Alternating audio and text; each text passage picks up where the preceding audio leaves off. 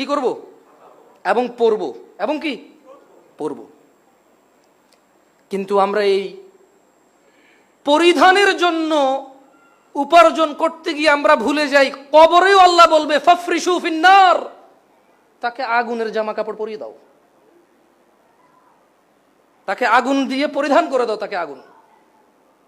অথচ হারাম উপার্জনটা ওই পরিধানের জন্যই করি।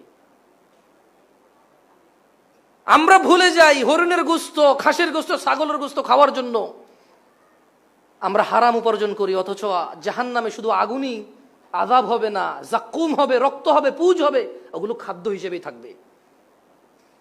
দুনিয়াতে যে গরু, খাসি, ছাগল, উট, দুম্বা, ভেড়া বাসমতি পোলাও চাল খাওয়ার জন্য 3 বেলা 4 বেলা ভরপেট 2 বেলা নাস্তা, 5 স্টার 6 স্টার যায় নাস্তা, নতুন কোন রাস্তায় কি নতুন কি খুলছে নাস্তা করার জন্য যে পাগল